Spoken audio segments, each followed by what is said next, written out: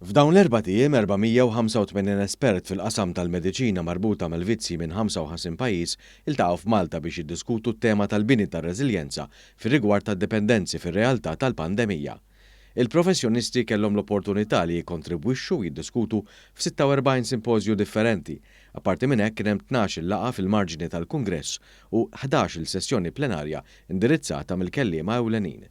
Il-Kungress laqqa fl-Università l-Qadima il-Belt u ġie organizzat mill-International Society of Addiction Medicine, l-ISAM, b'kollaborazzjoni mal-Fondazzjoni għas-Servizzi tal-Ħarsien Soċjali, l-FSWS u l-Università ta' Malta.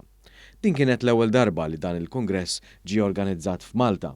Il-kap eżekuttiv tal-FSWS Alfred Grixti qal li dan hu ta' prestiġju u ċertament poġġa lil Malta fuq quddiem fejn tidħol l-ispeċjalizzazzjoni f'dan il-qasam. Xhieda ta' dan kienu l-kummenti u l-kliem ta' tifħir minn uħud mill-kelliema ewlenin u ta' fam mondjali f'dan il-qasam li indirizzaw dan il-Kungress u ddeskriva l-avveniment bħala okkażjoni fejn il-professjonisti Maltin u barranin setgħu jitgħallmu minn xulxin.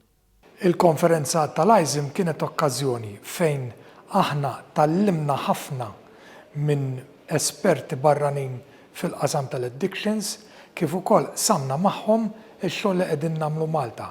Ġifieri dik kienet okkażjoni ta' skambju mhux biss ta' idejat imma ta' l-aħjar prattiċi best practices li qed isiru kemm Malta u kemm barra minn Malta. Ornella Corazza, professur fl-Università ta' Hertfordshire fir-Renju Unit u waħda mill-kelliema ewlenin irrimarkat li l-Kungress ipprovda l-opportunità li l-parteċipanti jaqsmu l-ħsibijiet u r-riċerka li jagħmlu fuq dak li jissejjaħ Dark Web Market. Id-Dark Web huwa Internet inviżibbli li huwa aċċessibbli biss permezz ta' software, konfigurazzjonijiet jew awtorizzazzjonijiet speċifiċi u qed jintuża biex iġib lin-nies dipendenti fuq is-sustanzi, il-logħob u l-pornografija fost l-oħrajn. Il-professur Corazza deskriviet id-Darknet bħala waħda mill-akbar sfidi f'dan il-qasam u sostniet li ma tistax tineleb sfida bħal din jew jitbassar se tkun l-isfida li jmiss mingħajr ma l-professjonisti jaħdmu flimkien u jaqsmu dak li jafu bejniethom. Qalet li din kienet l-opportunità unika li offra il-Kungress ta' Malta.